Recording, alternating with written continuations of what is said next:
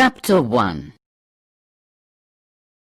She opened the door of my office without knocking and came in. She stood in front of my desk and looked down at me.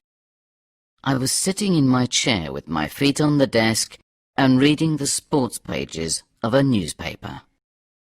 "You're a private detective, I believe," she said. I took my feet off the desk and put down the newspaper. "That's right." "Well, I have a job for you." "Good," I said. "I charge £250 a day, plus expenses." "Money's no problem." "Even better," I said. "What's the problem?" During these few seconds, I was looking at her closely. She had beautiful, long red hair and enormous emerald green eyes. She reminded me of a cat I had once. The eyes, not the hair. I also thought I recognized her, but I couldn't remember where from. She was about 27 or 28, and very beautiful. She was wearing a tight green, the same shade as her eyes, sleeveless silk dress. Nothing on top, no coat, no cardigan.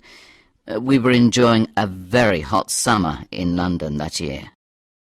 She was also wearing expensive jewellery, very expensive, the kind many women are prepared to kill for.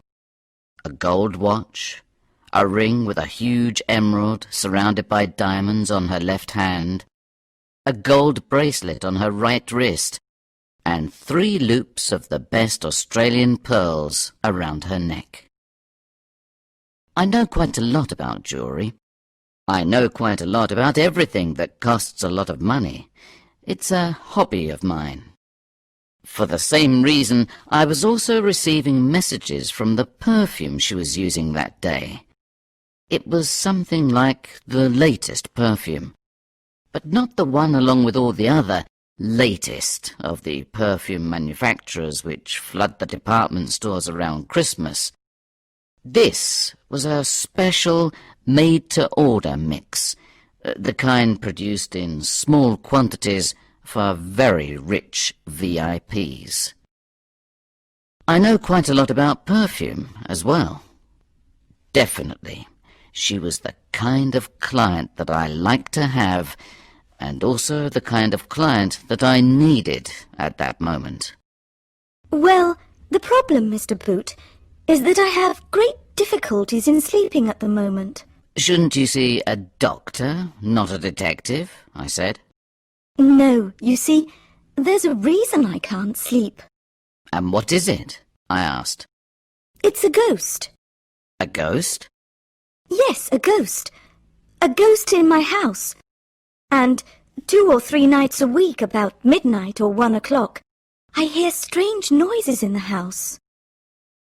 Now, I don't believe in ghosts, but I do believe in rich, beautiful clients. So, I asked her to sit down. While she was doing this, I tried to think of intelligent questions that you can ask about ghosts. "Well, first of all, when did this start?" "About 3 months ago." "And where do the noises come from? From which part of the house, I mean? In your bedroom, or—" "No, not in my bedroom. In fact, quite a long way from my bedroom. It's a very big house, you see. My bedroom is on the 2nd floor. There are 3 floors altogether.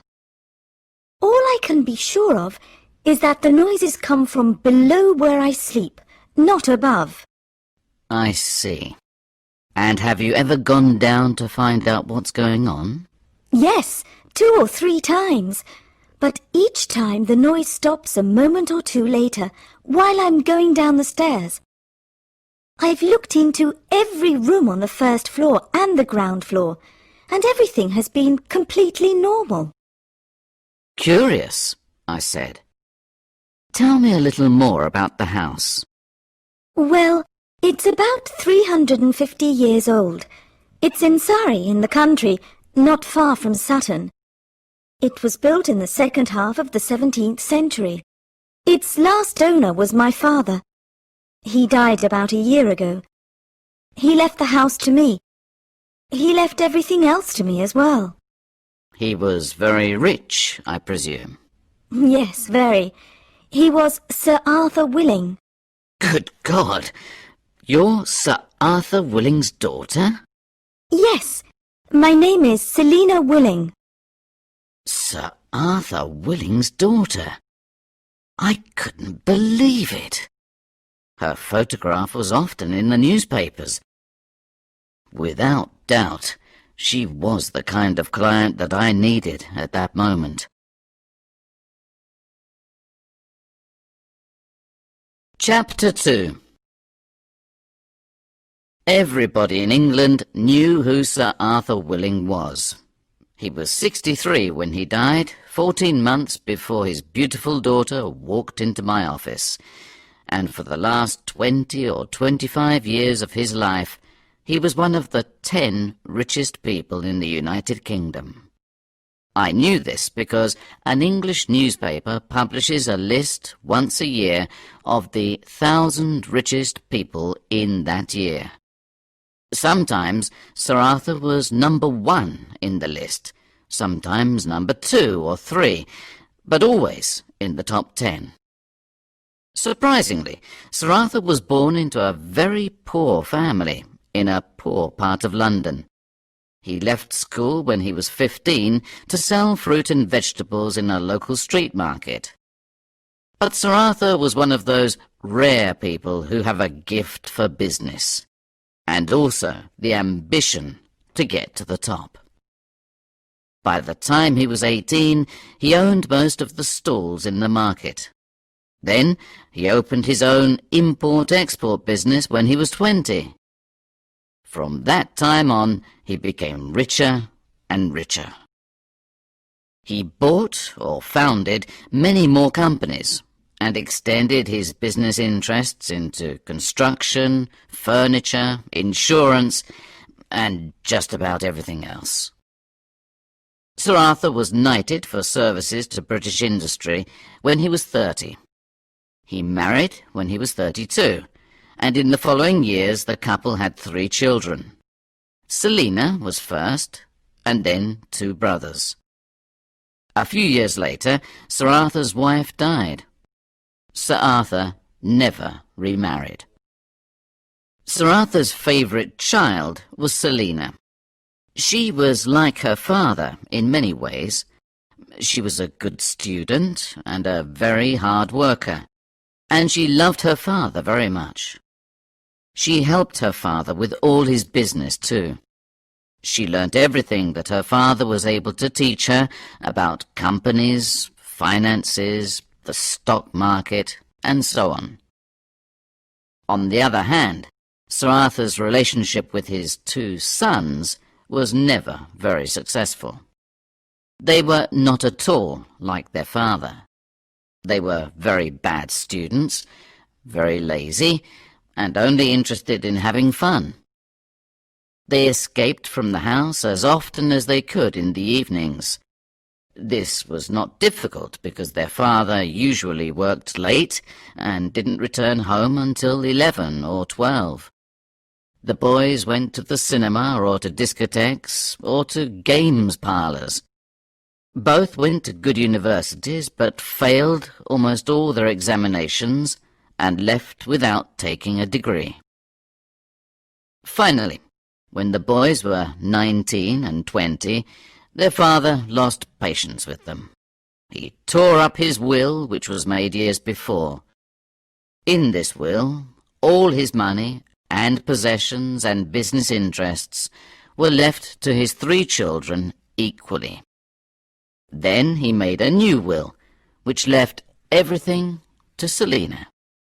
Well, except for one little company in Bangkok, in Thailand, which exported hand-carved teak furniture to Britain and other countries.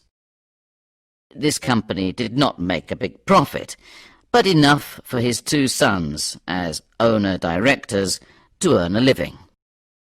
Of course, when Sir Arthur died and his will became known, The sons reacted badly. They found a solicitor who agreed to defend their interests. A long court case followed. Every day there were articles about it in all the newspapers. Finally, Selena won the case and stayed in possession of all her inheritance. The boys angrily left the family house in Surrey and went to share a tiny rented flat in a not very exclusive part of London. Chapter 3. Before Selena left my office that day, I told her that I needed to see her house first. I wanted to look for clues. The next day, I drove to the town of Sutton. I left the car parked and got a taxi. I had directions with me, written by Selena. However, I didn't need them. The taxi driver knew where the Willing mansion was. We left the town and drove into the country. After 15 minutes, we arrived at an enormous stone wall beside the road. We followed this wall for a few minutes until we came to a gate made of iron bars. It was closed, and behind it was a uniformed security guard. I paid the taxi driver and told the security guard that I had an appointment with Miss Willing. While he was telephoning the house, I looked through the bars of the gate.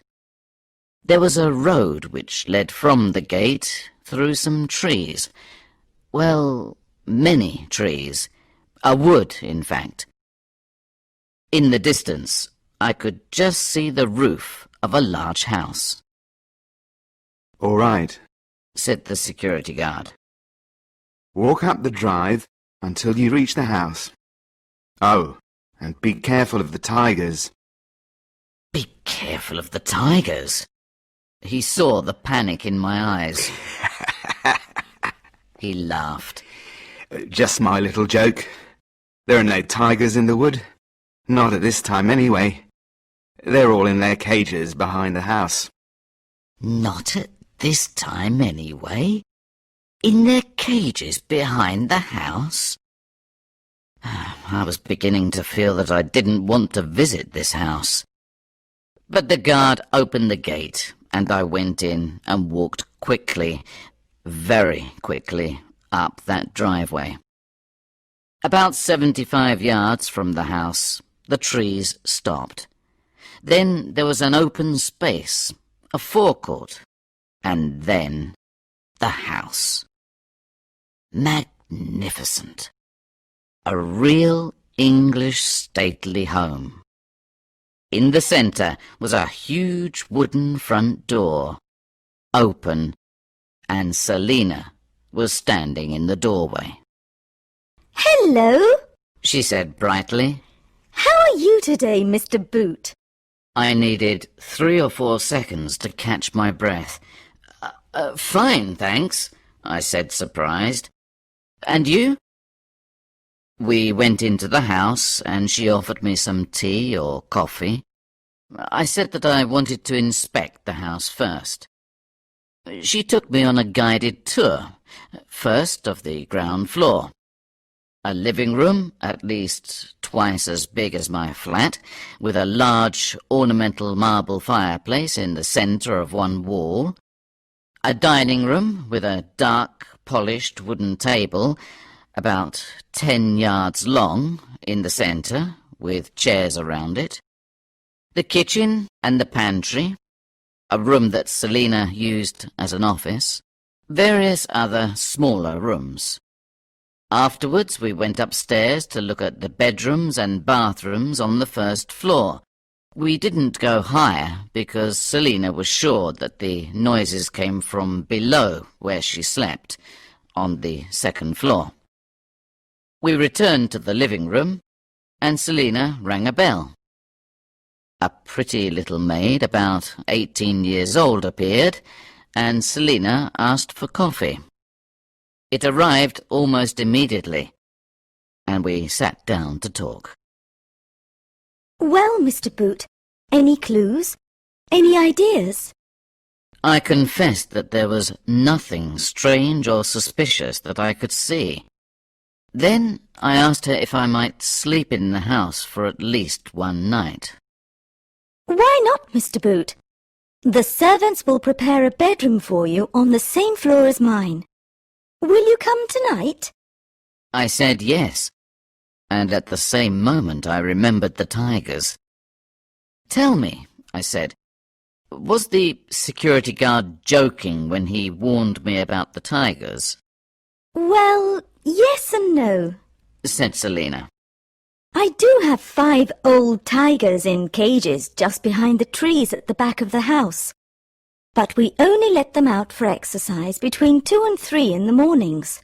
You let them out? Well, I don't personally, but one of the gardeners worked in a circus for many years. He lets them out and then puts them back in every night. How does he put them back in? I wanted to know. Oh, they're well trained, Mr. Boot. They know that while they are exercising, the gardener puts their dinner in the cages. Half a cow for each one. Half a cow? Yes, tigers eat a lot. They bring the cows down from one of my farms in Scotland. But isn't it rather dangerous to let tigers roam around the grounds? No, not really. We're all in bed, myself and all the servants at that time. And if we aren't, we don't go outside. Anyway, as I said, they're quite old now and well fed and probably quite harmless. But why do you have these tigers? They belong to my father, Mr. Boot, and were part of my inheritance. He loved the tigers, and because of that, I've kept them. But when they die, I won't get any more. I was glad to hear that. But have they never given you any problems? Well, not really. Well, yes, from time to time when they were younger. About 6 years ago, one of them ate one of the servants while he was smoking a cigarette on the forecourt. It was a shame. He was a nice man. Good God! I exclaimed. But is it legal to have tigers wandering about in a garden in England? I have no idea, Mr. Boot, she said. Chapter 4. I went back to the house at 10 o'clock that evening. I had a few more questions to ask Selena. This time, another security guard opened the gate. Selena met me at the front door again. She was dressed for bed, in pyjamas and a dressing gown. I always go to bed at 10 o'clock, she explained. I have to control all my father's business interests, and I go to bed early and get up early. That's not much of a life for a girl of your age, I said. Anyway, Miss, or do you prefer Ms. Willing? Miss is fine, but call me Selena, she interrupted with a smile.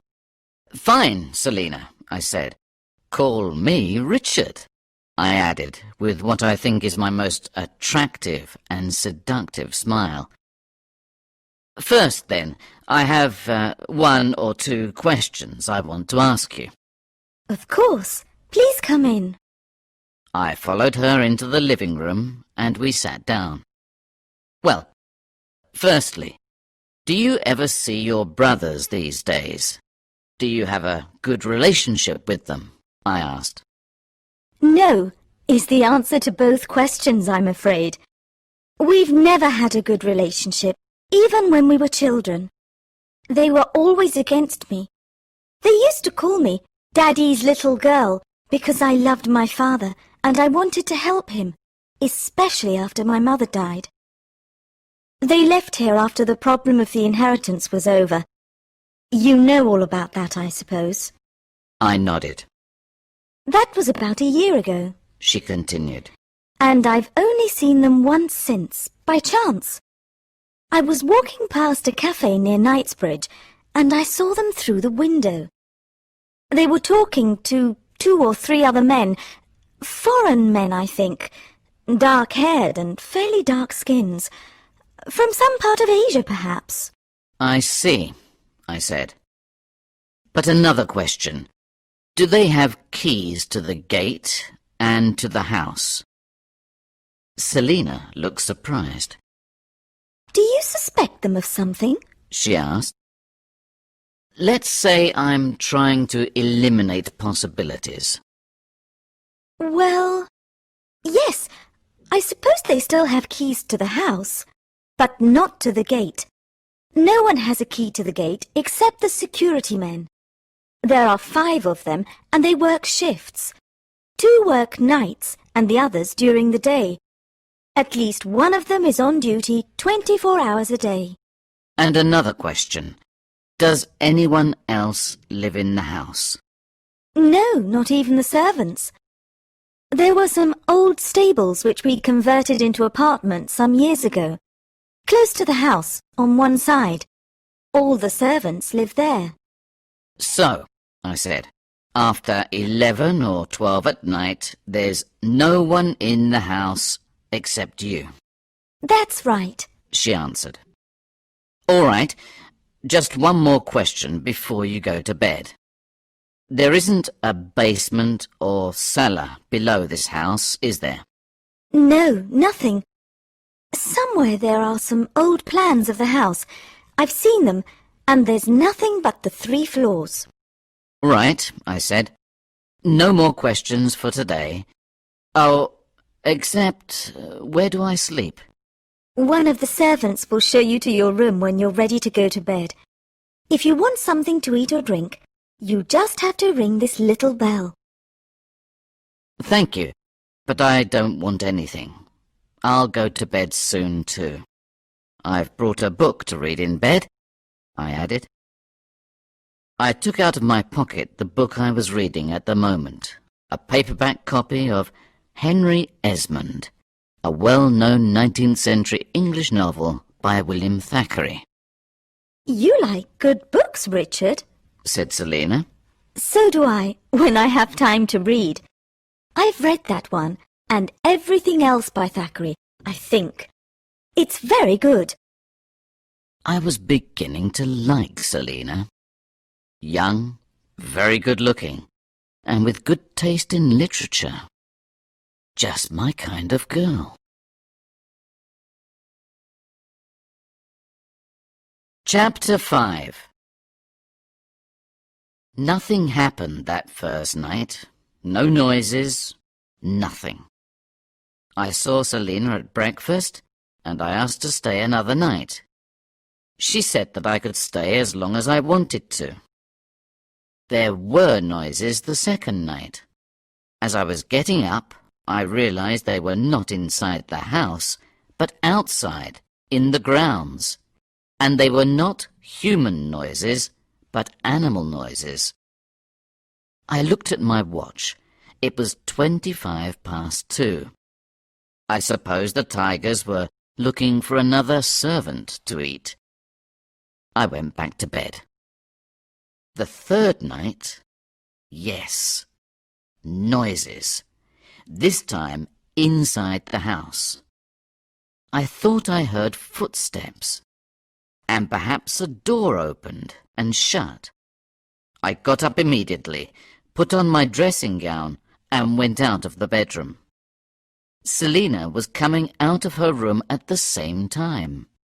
Do you hear it? She asked. I can hear it. I'm going down to see what it is. I went into every room on the first floor, and then on the ground floor. Nothing. Nothing unusual. Nothing suspicious. And Selena was right. The moment I left the bedroom, the noises stopped. I went back to the second floor. Selena was still waiting at her bedroom door. Well? She said. Well, nothing, I answered. Your ghost is very elusive. The next morning, I sat down at my desk in my office. I left the newspaper on the desk without opening it. I needed to think. It was the 4th day on this case, and I didn't have even one clue. Thoughts, possibilities came into my head and went out again. Nothing seemed to make any sense. I knew what I had to do. Go home and drink 2 or 3 cups of my special coffee brew. This idea I got from the 19th century French novelist Honoré de Balzac. This enormously productive writer, he wrote and published about 90 novels, wrote mainly at night and usually for 14 or 15 hours without stopping. Then he went to bed for a few hours and tried to sleep. Not very successfully, I imagine, because to keep himself awake and, more importantly, to keep his imagination working on all cylinders, he drank many cups of coffee while he was working. Not just any coffee, but his own special mixture of coffees, in exact proportions, bought from various coffee merchants in Paris. While he was writing his first books, he experimented until he had a coffee mixture as strong as coffee can be. Then, from time to time, he visited his coffee dealers in Paris to renew his supply.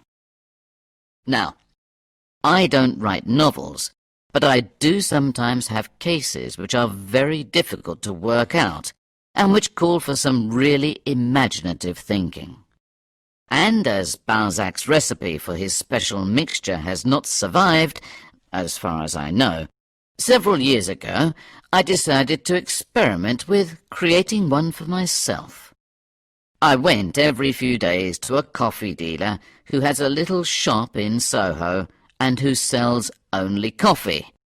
Coffee from everywhere. I don't remember how I started, but it was something like this. Put 2 ounces of Colombian, then mix in 1 ounce of Indonesian, now 3 ounces of Brazilian, and so on. By changing the proportions, and sometimes the source countries, each time for about a year, I achieved my own special, very strong blend. One that could help me to think of possibilities that I couldn't reach without help. Now, just as Balzac did, I go to my coffee dealer every 2 or 3 months. He knows me well. £2 of your special, Mr. Boot? He asks with a smile. At home, I made a pot of my mixture. Then I poured the first cupful, and, while I was sipping it, I did some housework. As I live alone, this is a necessity from time to time, although I'm not very good at it. So, still sipping, I made the bed for the first time that week, and washed and dried some plates and cups and saucers which were waiting in the sink for me for the same length of time. Then I swept the kitchen floor, and I couldn't remember the last time I did that. After this, I sat down in my armchair and started drinking another cup. I began to concentrate on the case.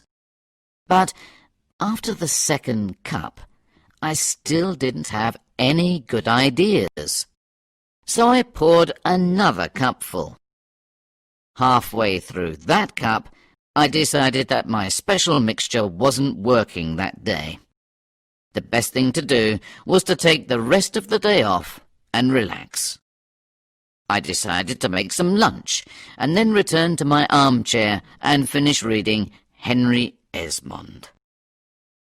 Henry Esmond. Suddenly, yes, an idea came.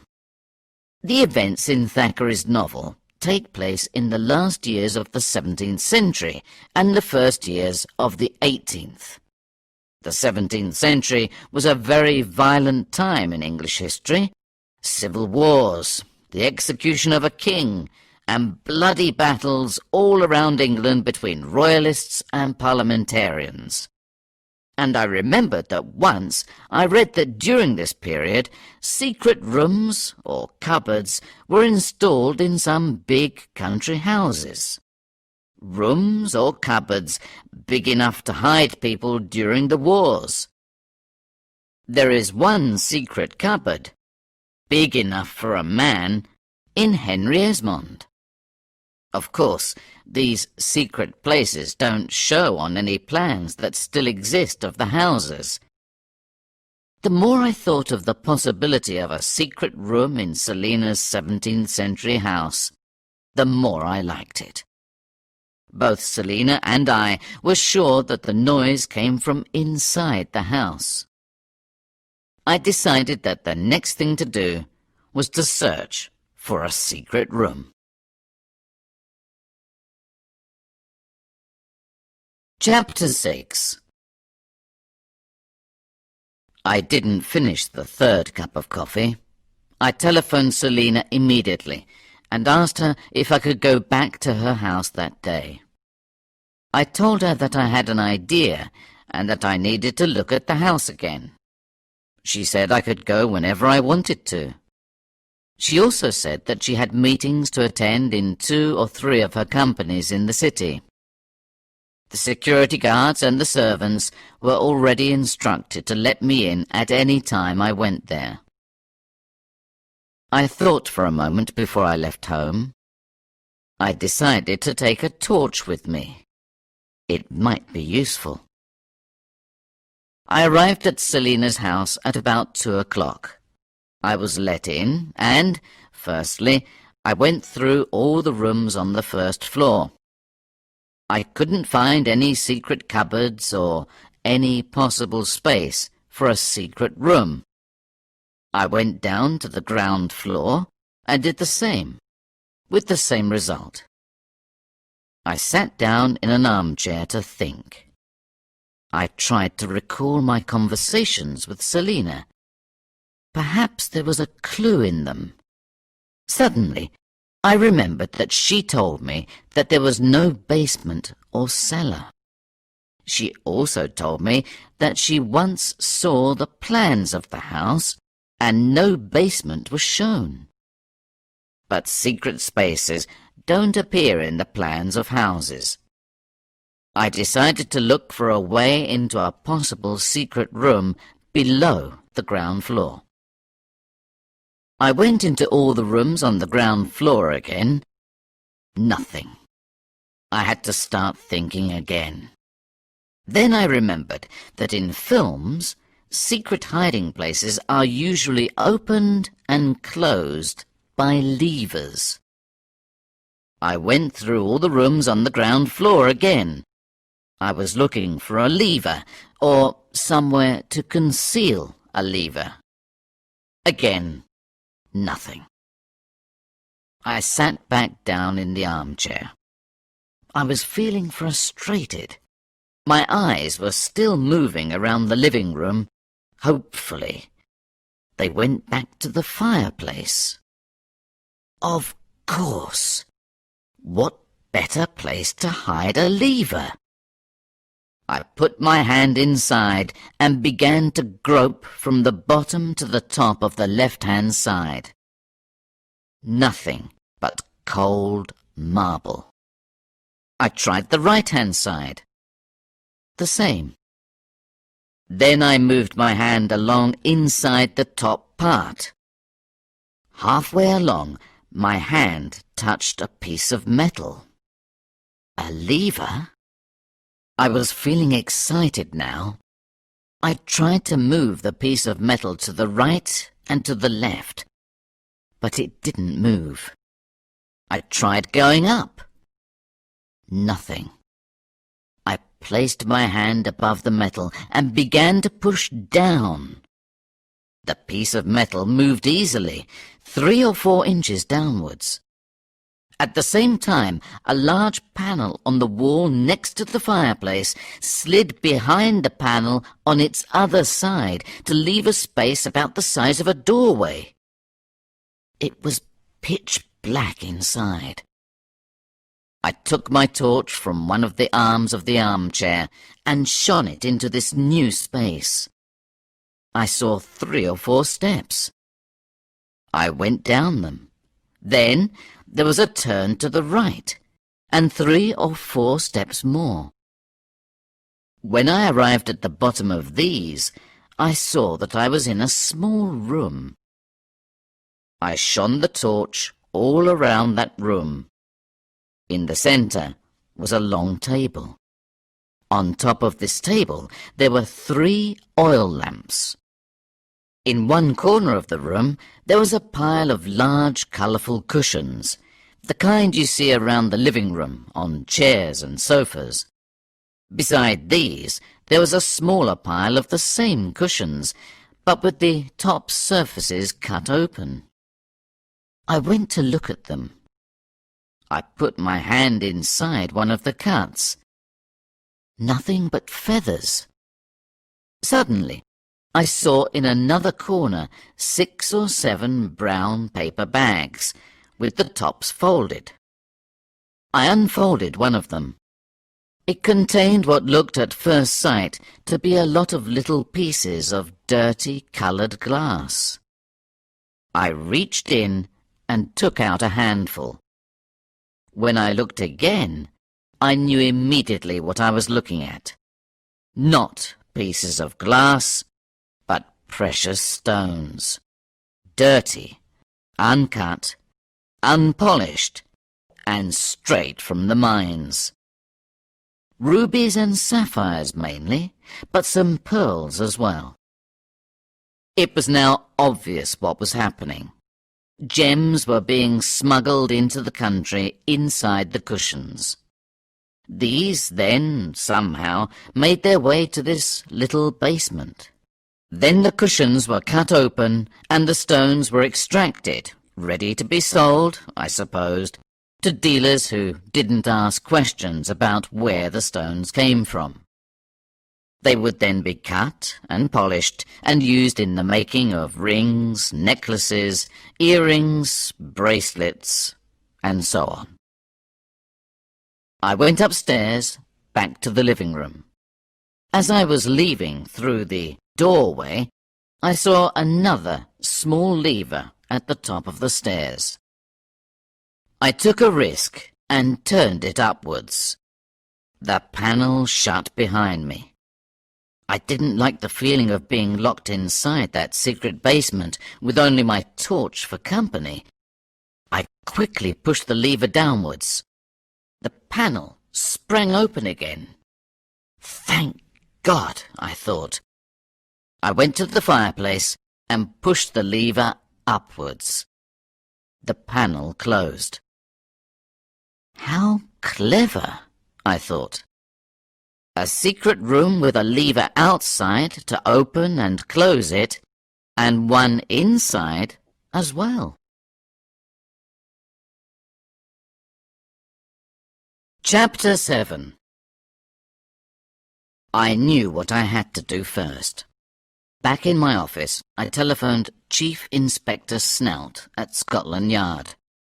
Ronald Snout was the head of a department which dealt with contraband goods. I knew him well because he was a great friend of my father's.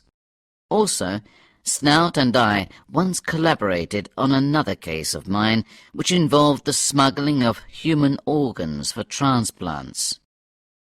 Snout himself answered the telephone. Richard! How nice to hear from you. We chatted for a while, and then I told him that I had something for him. I asked if we could meet later that day at Dirty Dick's Cafe, only a few yards from Scotland Yard. Dirty Dick's is open 24 hours a day and is well known for its enormous English breakfasts. Eggs, bacon, sausages, tomatoes, and anything else you ask for, which they will serve you at any moment of the day or night. It is much used by policemen who are going on or off duty around the clock. We agreed to meet there at 6. Then I lay on the sofa in my office to go over things in my mind. Some people are good lateral thinkers. I, personally, am a horizontal thinker. At least, when I'm not drinking my special coffee mixture, I think better when I'm lying down. I wanted to put things together because I wanted to tell Snout as much as possible. I started to revise everything I knew.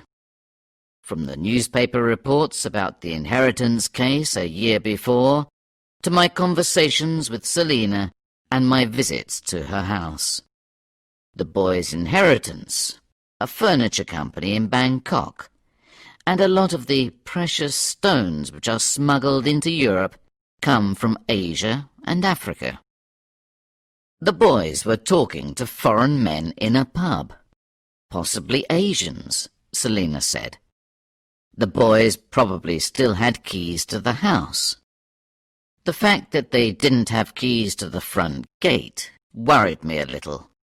Were the security men members of the gang? I arrived at Dirty Dick's a little early. I sat down at a table and ordered a pot of tea. 10 minutes later, Ronald's Snout arrived.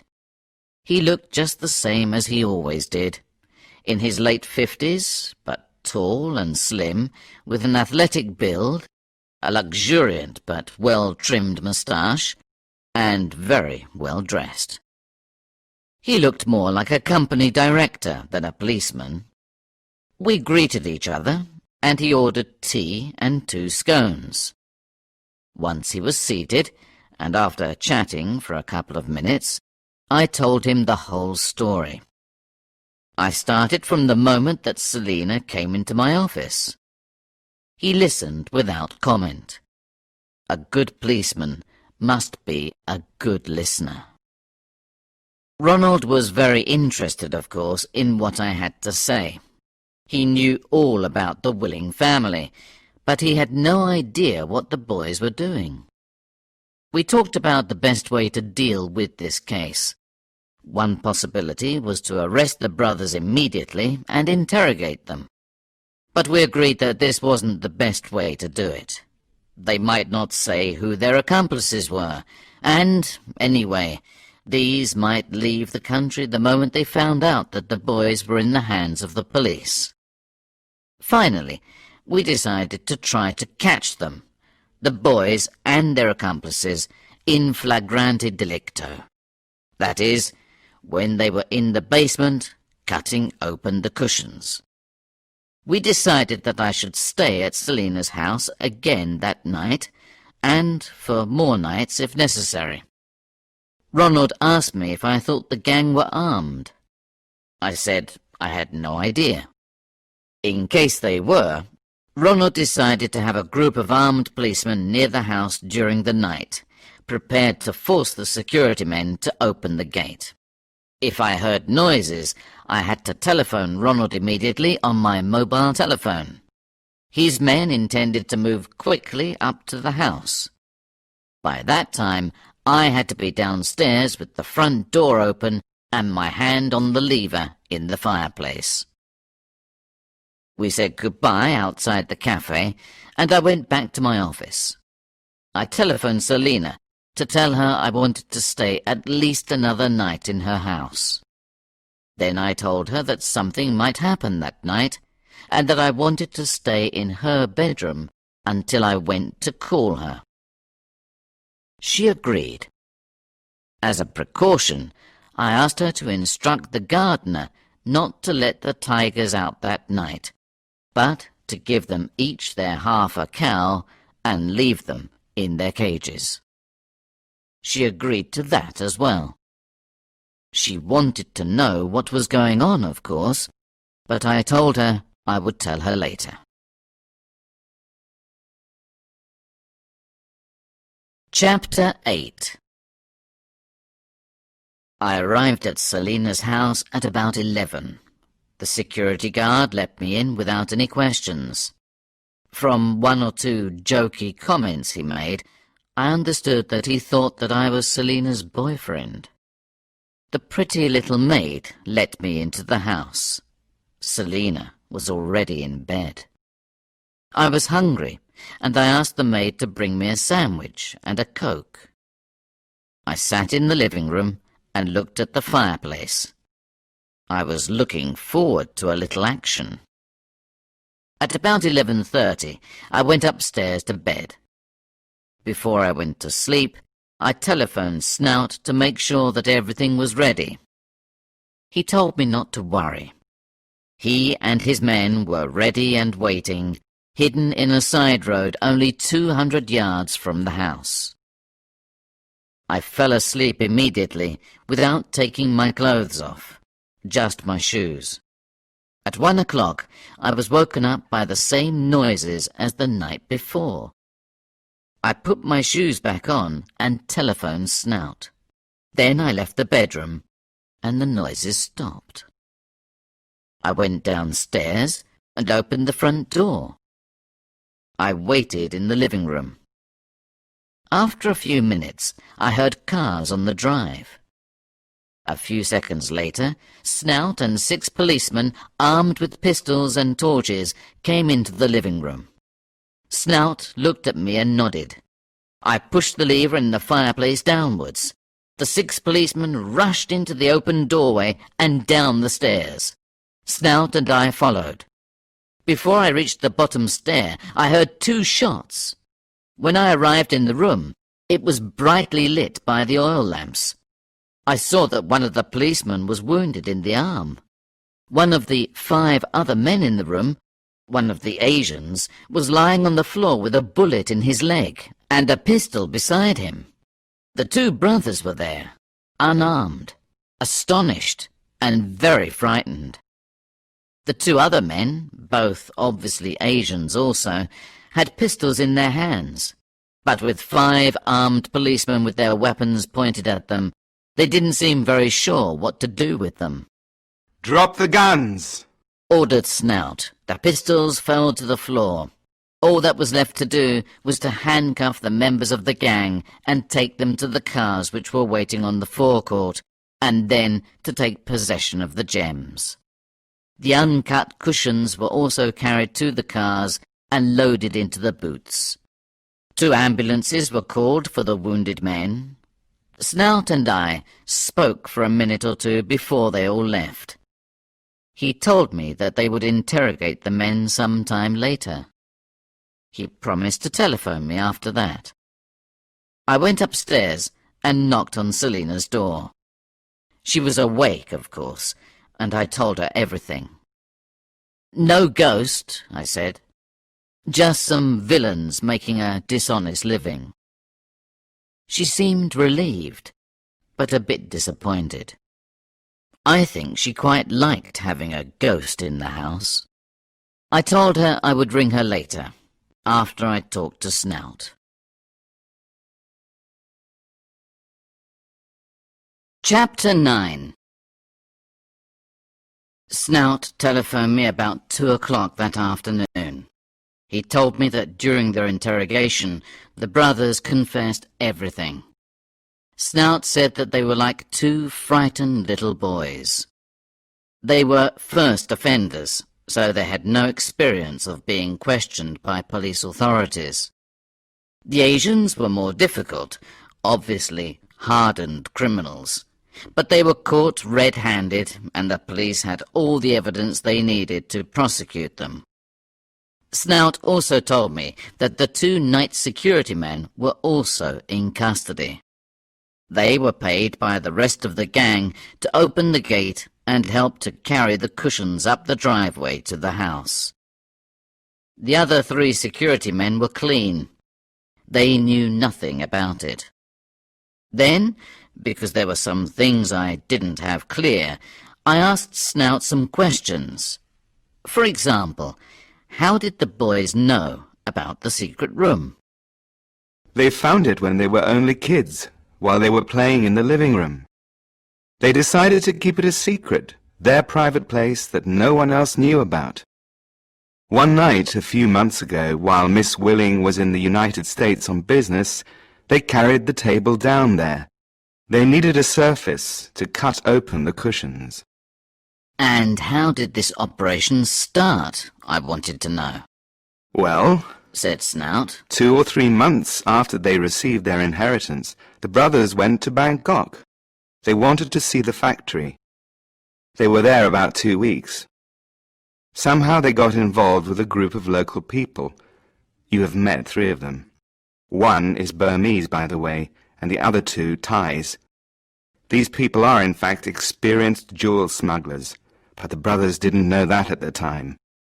And the idea for this operation came from them, not from the brothers. Now, the brothers are pretty simple-minded, frankly. They were taken out to dinner several times to good restaurants by these nice people. Always invited, always paid for. After that, I think that it was easy to persuade them to take part in the scheme. Now, the company makes furniture from teak, and the accompanying cushions. So the plan was that the brothers returned to London with the 3 Asians, which they did. After that, a small group of local people, in the pay of the smugglers, began to enter the factory late at night, 2 or 3 nights a week. Their job was to make the cushions, and into every 3rd one, before they lined it, they put a bag of precious stones. They marked these cushions with a tiny X on the bottom surface. Then, together with other furniture which the company made, they were exported to England to be stored in the company warehouse in West Kensington. So when each consignment arrived, the brothers and the 3 other men visited the warehouse at night and filled the van with all the cushions marked with an X. They then drove to Miss Willing's house in Surrey. They arrived between 11 and 12. It was the brothers' idea to store the stones in their secret room. And then, when they got to Selena's house? Well, Said Snout. they couldn't drive the van up the drive, too much noise. So the guard on duty opened the gate and the 6 men carried the cushions up the drive to the front door. Then, before they opened the door, the guard returned to the gate. One of the brothers then opened the front door and went quickly and quietly to open the secret door. A second later, the other men went into the house as quickly and as quietly as possible with the cushions, and they all disappeared through the doorway beside the fireplace. They closed the door using the lever inside.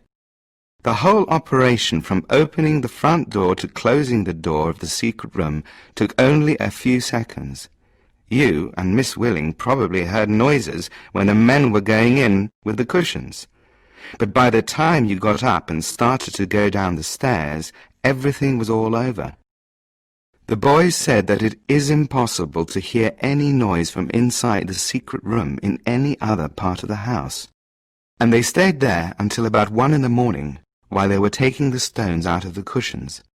Then they left quietly. All very impressive, I said.